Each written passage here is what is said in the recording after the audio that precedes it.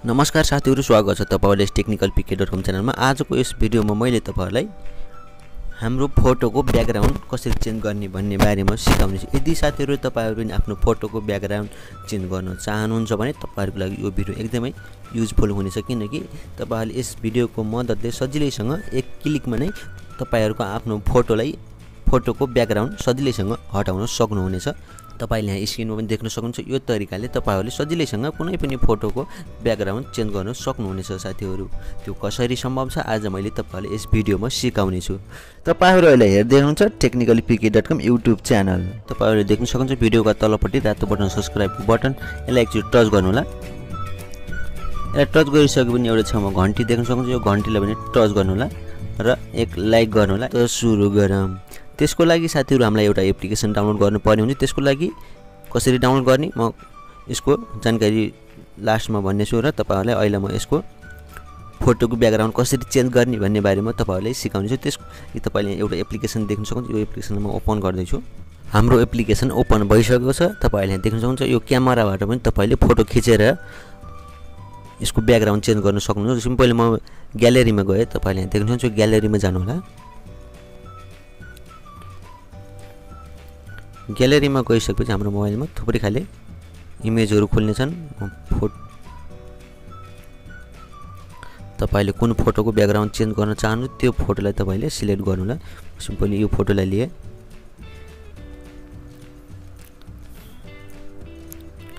एउटा photo select गर्नु होला। देख्न सक्नुहुन्छ हाम्रो फोटो सिलेक्ट भइसकेको छ। त्यसपछि साथीहरु तपाईले यता माथितिर राइटको एउटा चिन्ह देख्न सक्नुहुन्छ। यसमा ट्याप गर्नु होला। एकछिन वेट गर्नु होला।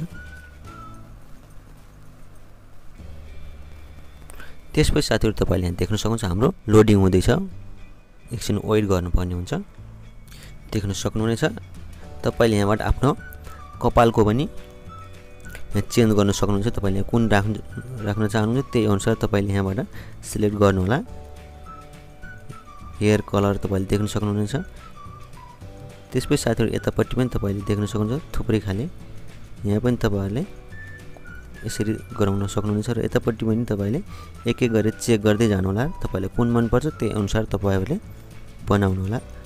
र यदि साथीहरु तपाईहरुले पछाडीको भागलाई मधुरो देखाउन चाहनुहुन्छ भने यहाँबाट तपाईले गर्न सक्नुहुनेछ। तपाईले देख्न सक्नुहुन्छ।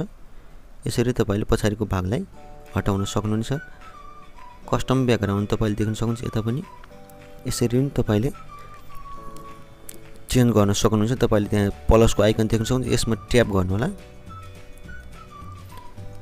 यसमा ट्याप गरिसकेपछि फेरि ग्यालरीमा जानु होला र तपाईले यहाँबाट ब्याकग्राउन्ड कुनै पनि चेन्ज गर्न सक्नुहुनेछ। म जस्तै कि म यहाँ गए। माथि देख्नुहुन्छ नि त राइटको चिन्ह, यसमा ट्याप गर्नु होला। देख्न सक्नुहुन्छ ब्याकग्राउन्ड कलर चेन्ज भइसकेको छ। यो तरिकाले तपाईहरुले सजिलैसँग कुनै पनि ब्याकग्राउन्ड कलर चेन्ज गर्न सक्नुहुनेछ। तपाईहरुले देख्नुहुन्छ यता पनि अलरेडी दिएको हुन्छ। यसरी फोटोलाई पनि मिलाउन पनि सक्नुहुनेछ। देख्न सक्नुहुन्छ। यसरी तपाईहरुले सजिलैसँग कुनै पनि फोटोको ब्याकग्राउन्ड यसरी चेन्ज गर्न सक्नुहुनेछ।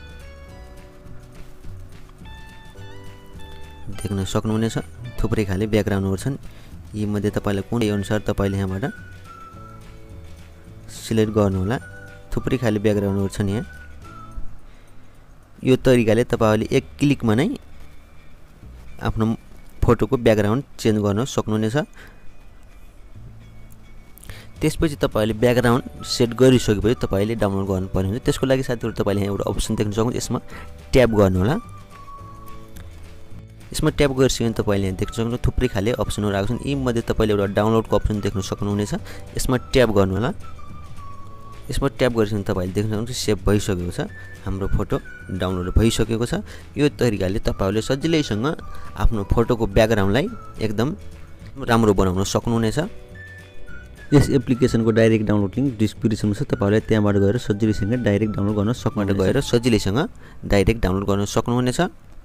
यदि तपाईहरुलाई डाउनलोड भएन भने कमेन्ट बक्समा गएर कमेन्ट गर्न सक्नुहुनेछ। त्यसको रिप्लाई म दिनेछु।